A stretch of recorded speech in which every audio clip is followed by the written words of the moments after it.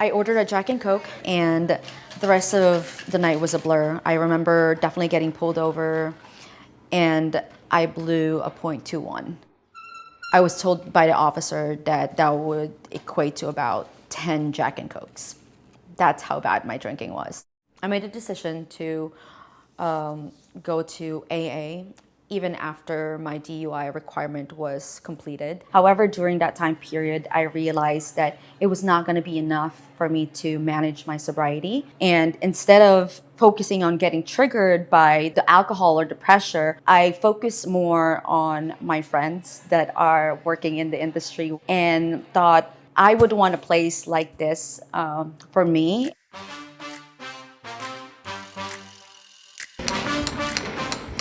I am the proud owner and founder of Binge Bar, Washington, D.C.'s first non-alcoholic bar, bistro, and event space. Do you have any experience in bartending at all whatsoever? Only at home. I like that. Good job, Joe. Great. Awesome. All right, let's go ahead and pour. I see you, girl. I see you. Everybody that I knew before sobriety kind of like just disappeared naturally, right? Yo, I want to order the Cebu. The Cebu Mule. Hi guys, Gigi here, and my guest bartender. My friendship with Gigi would not exist without sobriety. We were roommates for a while, but I think we were just both high in our addictions at the time. We were both, drinking and partying, and, alcohol becomes number one. We ended up not becoming friends anymore because of that, and then lost touch. I did not think that Star and I were going to get reconnected, and thank God for sobriety, honestly. Making an amends is probably one of the hardest steps in AA, and it really forces you to face your problems. Making amends to her, there was some anxiety, and I assumed she would have still been drinking, but then I was able to make amends and then find out that she was actually on her sober road too. So it was very inspiring, and later on built our friendship back.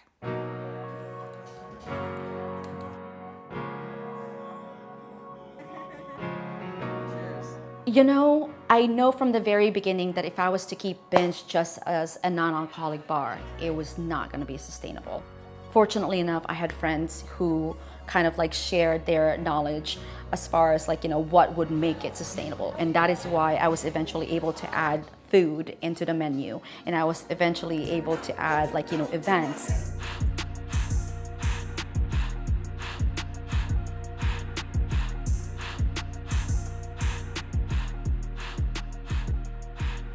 We did our first event with Binge Bar. It was a Pilates booty camp, and then we had the mocktails after. I was made in the light, big. Fitness has played a huge role in my sobriety. I need everybody low like you're in the club low. I need you low. When you're in the club dancing until 2 in the morning, that's the type of energy I try to bring into my class. 4. I would say, listen, hot girl, you got this. I need you lower. I need you embodying Beyonce right now.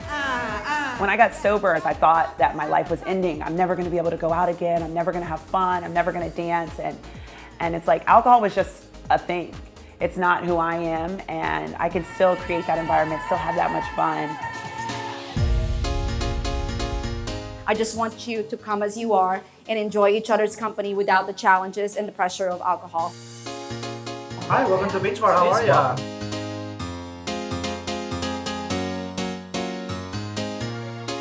I know that there is a need and there's a space, and this is not a trend. It's here to stay.